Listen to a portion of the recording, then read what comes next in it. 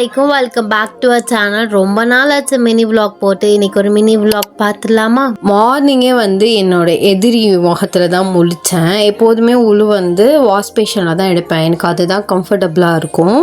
அந்த மாதிரி சரி இன்றைக்கும் போனேன். பார்த்தா இது உட்காந்துருந்துச்சு. அப்புறம் அதை டிஸ்டர்ப் பண்ண வேணாம் அப்படின்ட்டு பாத்ரூம்லேயே உழு எடுத்துட்டேன். இந்த மஞ்சு லாஸ்ட் நைட்டு அப்பா வாங்கிட்டு வந்திருந்தாங்க. அதை அப்படியே வச்சுருந்தேன். ஸோ 2 சாப்பிட்டுட்டு 2 எங்கள் அக்கா பசங்களுக்கு வைக்கணும் அப்படின்னு. ஏன்னா சாட்டர்டே மார்னிங் தான் அக்கா பையன் வந்திருந்தான். இன்னைக்கு சண்டே மார்னிங் ஒரு சம்பவம் ஆனிச்சு. ஸோ பாத்ரூமை திறக்கிறேன். பார்த்தா ஒரு 7-8 பள்ளி. எனக்கு அதை பார்க்கல எனக்கு சத்தியமோ சரியான பயம். எல்லாமே ரூம்குள்ளே வர ஆரம்பிச்சிருச்சு. எங்கள் அம்மாவை எழுப்பி ஒன்று அடித்தாங்க. எல்லாமே ஓடி போயிடுச்சு.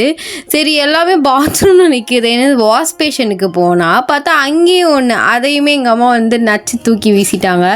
ஆக்சுவலி எங்கள் அம்மாவுக்கு இந்த மாதிரி விஷயத்துலலாம் தைரியம் ஜாஸ்தி தான். ஆனால் எங்கள் 3 பேருக்கு தான் அந்த தைரியம் சுத்தமாக கிடையாது. ஃப்ராகையெல்லாம் ஒரு துண்டை வச்சு பிடிச்சி வெளியில் தூக்கி வீசிடுவாங்க. ஆனால் நாங்களாம் அந்த பக்கமே போகவே மாட்டோம்.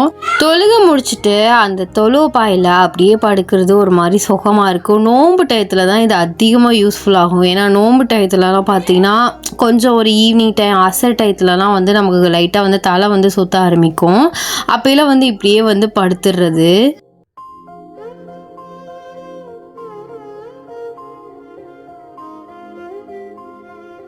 என்னோடய ரூம்போட ஜன்னலை நல்லா வெளிச்சம் வந்ததுக்கப்புறம் தான் திறப்பேன். இதில் இருந்துமே சம்டைம்ஸ் பள்ளி உள்ளே வரும்.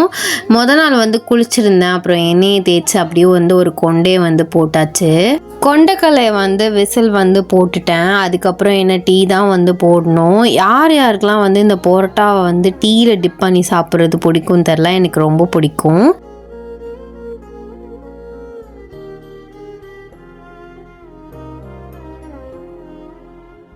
ப்ரெஷ் பண்ணிவிட்டு அப்புறம் டீயுமே குடிச்சிட்டு அந்த மஞ்சை ஃபஸ்ட்டு சாப்பிட்டேன். ஏன்னா காலையிலே சாப்பிட முடியாது ப்ரெஷ் பண்ணாமல். அதுவும் முன்னாடி டீ குடிக்கிறதுக்கு முன்னாடி சாப்பிட்டாலும் டீ சுகர் இல்லாத மாதிரி தெரியும். அதனால் டீ குடிச்சக்கப்புறம் அதை சாப்பிட்டேன். இப்போது நான் ஒரு சொல்கிற விஷயம் உங்களுக்கு ஷாக் ஆகலாம். எனக்கு ஹேர் ஃபால் கொஞ்சம் கம்மியாக இருக்குது. ஒரு ஹேர் மாஸ்க் போட்டுட்ருக்கேன்.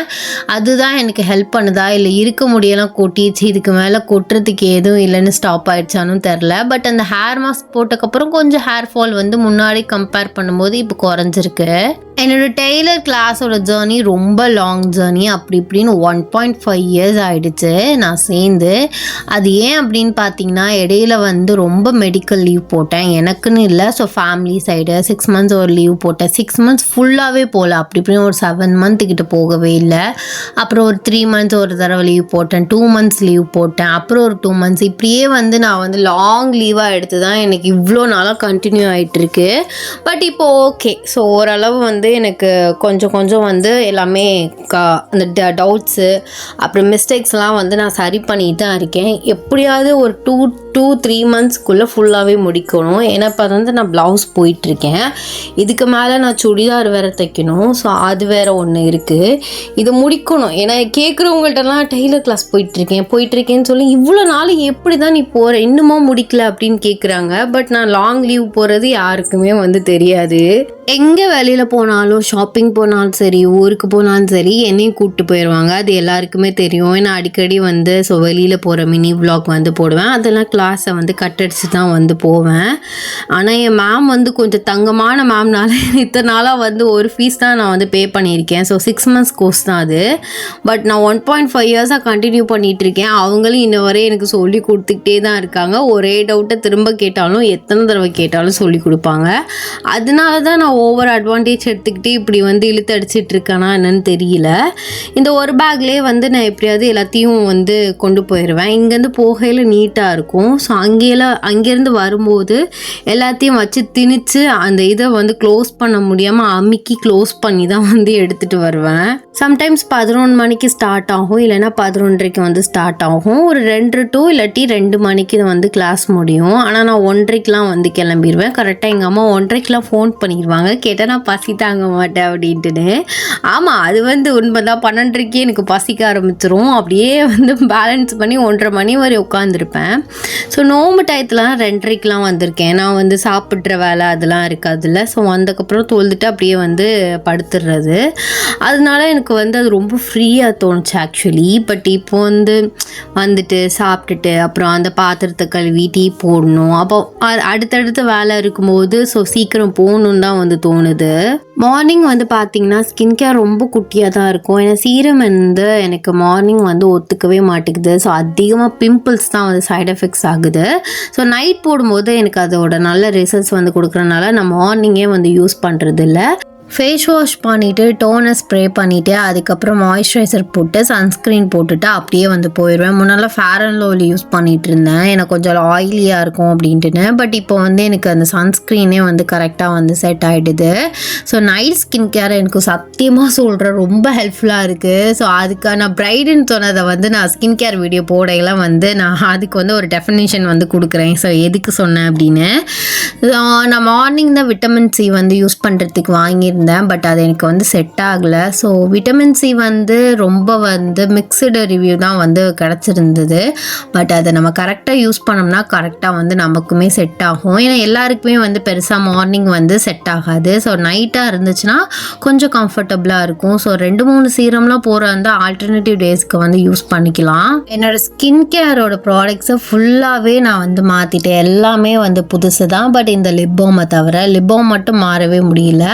அடிக்கிற வெயிலுக்கு டேன் ஆகிடுதுன்னு அன்னியன் மாதிரி ஒரு கையில் ஒரு மாஸ்க்கு போட்டுட்டு தான் வந்து கிளம்புறது. ஸோ இந்த மாதிரி ஹேண்டில் ஒரு மாஸ்க் போடையில் பார்த்திங்கன்னா ஃபோன் யூஸ் பண்ண முடியாது, எதையும் ஆஃப் பண்ண முடியாது, ஃபிங்கர் பிரிண்ட்டு விழுகாது. ஸோ அதனாலே நான் வீடியோ எடுக்க மாட்டேன். அங்கே போய் இறங்கினதுக்கப்புறம் அப்படியே அந்த பேக்கில் வச்சு திணிச்சிட்டு ஸோ அதுக்கப்புறம் தான் வீடியோ ஆன் பண்ணுவேன். அப்படியே இந்த ரூமை வந்து கூட்டுற வேலை இருந்துச்சு. ஸோ 1 வீக்காக வந்து சுத்தம் பண்ணவே இல்லை. அது அப்படியே வந்து கூட்டி வந்து தள்ளியாச்சு. அந்த ப்ளூ கலர் இதெல்லாம் நான் தான் தைச்சேன். ஸோ நான் போட்ட குப்பை தான் அது ஆக்சுவலி.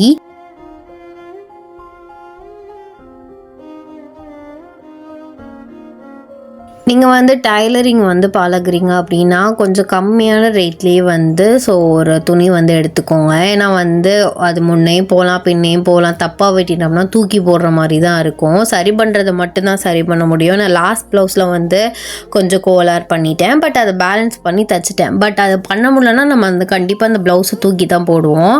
அதனாலே கம்மி ரேட்லேயே வந்து எடுத்துக்கோங்க. எனக்கு இந்த மாதிரி பேட்டர்ன் ப்ளவுஸ் ரொம்ப பிடிக்கும். பட் அதெல்லாம் வந்து ஆன்டிஸ் தான் போடுவாங்க அப்படின்னு ஒரு அக்கா சொல்லி கலாய்ச்சிட்டு இருந்தாங்க.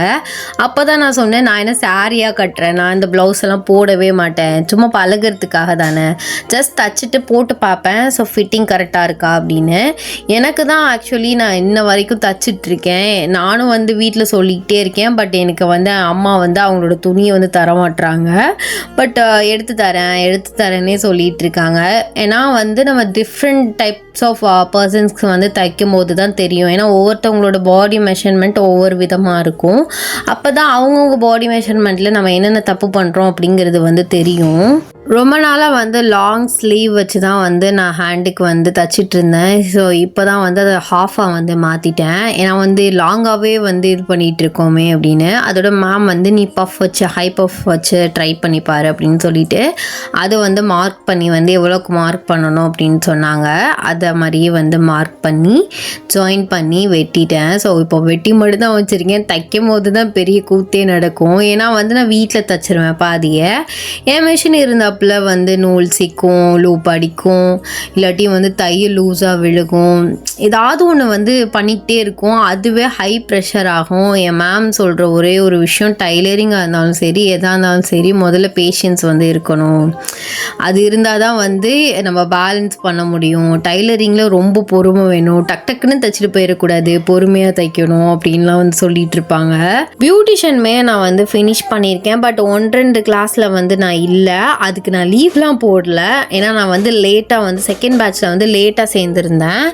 அதனால வந்து அவங்க பாஸ்ட்டாக ஒரு 4-5 கிளாஸ் வந்து ஃபினிஷ் பண்ணிட்டாங்க. ஸோ அதோட அது வந்து பெண்டிங்கில் வந்து இருக்குது. ஸோ மேக்கப் கோர்ஸ் வந்து நான் இன்னும் ஏன் சேரலைன்னா முதல்ல நான் இதை முடிக்கணும், இதை நான் அப்புறம் சேர்த்து விட்றேன்னு சொல்லிட்டாங்க.